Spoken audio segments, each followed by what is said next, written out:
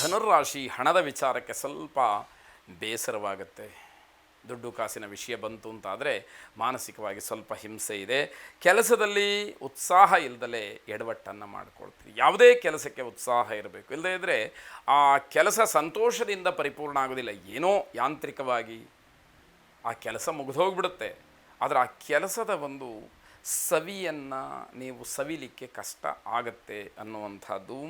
ಮಧ್ಯಾಹ್ನದ ನಂತರದಲ್ಲಿ ದುಃಖ ಹೆಚ್ಚಾಗುವಂಥದ್ದು, ಏನೋ ನೋವು, ಬೇಸರ, ಕಣ್ಣೀರು ಹಾಕುವಂತಹ ಪರಿಸ್ಥಿತಿ, ಇವೆಲ್ಲವೂ ಕೂಡ ಮಧ್ಯಾಹ್ನದ ಮೇಲೆ ಬರುವಂಥದ್ದು.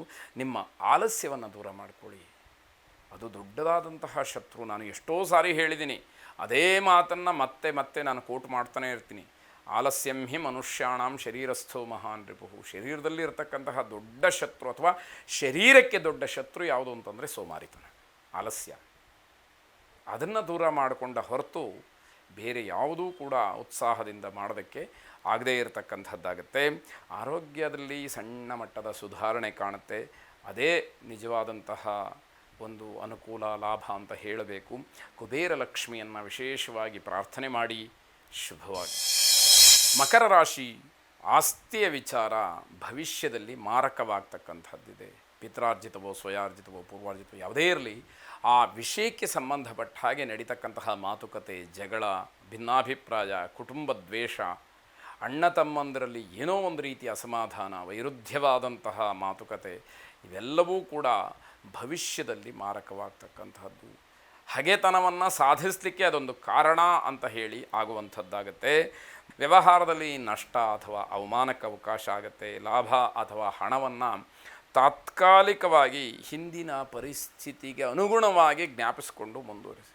ಲಾಭ ಇರ್ಬೋದು ಅಥವಾ ಹಣದ ವಿಚಾರ ಇರ್ಬೋದು. ಹಿಂದೆ ಇಷ್ಟೇ ಲಾಭ ಇತ್ತಾ, ಇಷ್ಟೇ ಹಣಕಾಸು ನನ್ನ ಕೈಯಲ್ಲಿ ಓಡಾಡ್ತಾ ಇತ್ತಾ, ಇವೆಲ್ಲವನ್ನು ಜ್ಞಾಪಿಸ್ಕೊಳ್ಬೇಕು.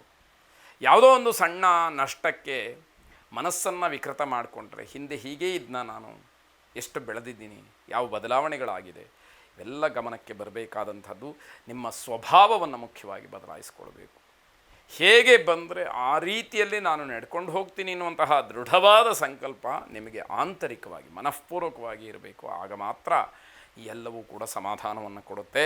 ಕುಟುಂಬದ ಮೂಲ ದೇವರನ್ನು ಪ್ರಾರ್ಥನೆ ಮಾಡಿ. ಶುಭವಾಗಿ. ಕುಂಭರಾಶಿ ವಿನಾಕಾರಣ ತಿರುಗದೇ ಇದ್ದರೆ, ಏನಾದರೂ ಹೊರಗಡೆ ಹೋದರೂ ಕೂಡ ಯಾವುದೋ ಒಂದು ಒಳ್ಳೆಯ ಉದ್ದೇಶವನ್ನಿಟ್ಟುಕೊಂಡು ಲಾಭದಾಯಕವಾದಂತಹ ಕೆಲಸಕ್ಕೆ ಅಂತ ಹೋದರೆ ಅದು ಒಳ್ಳೆಯದಾಗಿರುತ್ತೆ. ಪ್ರೇಮದ ವಿಚಾರದಲ್ಲಿ, ಪ್ರೀತಿಯ ವಿಚಾರದಲ್ಲಿ ಸ್ವಲ್ಪ ಸಮಾಧಾನ ಇರಬೇಕು. ಕೇವಲ ಅನುಮಾನವೇ ಅಲ್ಲಿ ಕೆಲಸ ಮಾಡೋದಿಲ್ಲ. ನಾನೇನೋ ಎಲ್ಲ ಗುಣಾವಗುಣಗಳನ್ನು ಹುಡುಕಿಬಿಡ್ತೀನಿ ಅಂತ ಹೇಳಿ ಪರೀಕ್ಷೆ ಮಾಡೋದಕ್ಕೆ ಹೋದರೆ ಆಗದೇ ಇರತಕ್ಕಂಥದ್ದು. ಒಬ್ಬ ವ್ಯಕ್ತಿಯ ಬಗ್ಗೆ ವಿಶೇಷವಾಗಿ ಮೊದಲು ನಂಬಿಕೆ ಇರಬೇಕು. ಹಾಗಂತ ನಂಬಿಕೆ ದ್ರೋಹ ಮಾಡುವಂಥವ್ರು ಬೇಕಾಷ್ಟು ಜನ ಇರ್ತಾರೆ. ಆದರೆ ಅದೊಂದು ಭಾಗವಾದರೆ ನಮಗೆ ಇಡೀ ಪ್ರಪಂಚ ನಿಂತಿರುವಂಥದ್ದು ನಂಬಿಕೆಯ ಆಧಾರದ ಮೇಲೆ. ಹಾಗಾಗಿ ನಮಗೆ ಒಂದಷ್ಟು ಮೂಲಭೂತವಾದಂತಹ ನಂಬಿಕೆಗಳು ಮೊದಲು ಇರಬೇಕು ಅನ್ನುವಂಥದ್ದು. ವಿವಾಹದ ವಿಚಾರವನ್ನು ಪ್ರಸ್ತಾಪ ಮಾಡಬೇಡಿ, ಅದು ನಿರಾಸೆಗೆ ಕಾರಣವಾಗುತ್ತೆ, ಜಗಳಕ್ಕೆ ಕಾರಣವಾಗುತ್ತೆ. ಗೌರವ ಇರುವಂತಹ ಸ್ಥಳದಲ್ಲಿ ಮಾತ್ರ ಭಾಗಿಗಳಾಗಿ, ಇಲ್ಲದೇ ಇದ್ದರೆ ಅಂತರವನ್ನು ಕಾಯ್ದುಕೊಳ್ಳಿ ಎನ್ನುವಂಥದ್ದು. ಲಕ್ಷ್ಮೀನಾರಾಯಣರ ಅನುಗ್ರಹವನ್ನು ಪಡ್ಕೊಳ್ಳಿ. ಶುಭವಾಗಿ. ಕೊನೆಯದಾಗಿ ಮೀನರಾಶಿ, ಆತ್ಮವಿಶ್ವಾಸ ಹೆಚ್ಚಿದ್ದರೆ ಮಾತ್ರ ಗುರಿ ಮುಟ್ಟೋದಕ್ಕೆ ಸಾಧ್ಯ ಆಗತ್ತೆ. ಆತ್ಮವಿಶ್ವಾಸವನ್ನು ಬೆಳೆಸ್ಕೊಳ್ಬೇಕು. ಅದು ನಿಮ್ಮಲ್ಲೇ ಬರಬೇಕು. ನೀವೇ ಕಾರಣಕರ್ತರಾಗಬೇಕು. ಬೇರೆಯವರ ವಿಷಯ, ಬೇರೆಯವರ ಮಾತು, ಬೇರೆಯವರ ಒಂದು ಜೀವನ ಚರಿತ್ರೆ ನಿಮಗೆ ಏನೋ ಒಂದು ರೀತಿಯಲ್ಲಿ ವಿಶೇಷವಾಗಿ ಗಮನವನ್ನು ಸೆಳೆಯಬಹುದು, ಅದು ಪ್ರಭಾವವನ್ನು ಬೀರಬಹುದು. ಅದನ್ನು ಅನುಸರಿಸಬೇಕಾದಂಥವ್ರು ನೀವೇ ಆಗಿರ್ತೀರಿ. ಅಜೀರ್ಣದ ಸಮಸ್ಯೆ ನಿಮ್ಮನ್ನು ಕಾಡಬಹುದು.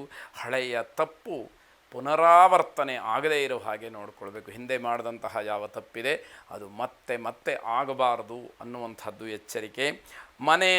ಮನ ಇದು ಯಾವುದೂ ಕೂಡ ಸಂತೋಷದಿಂದ ಇರೋದಿಲ್ಲ.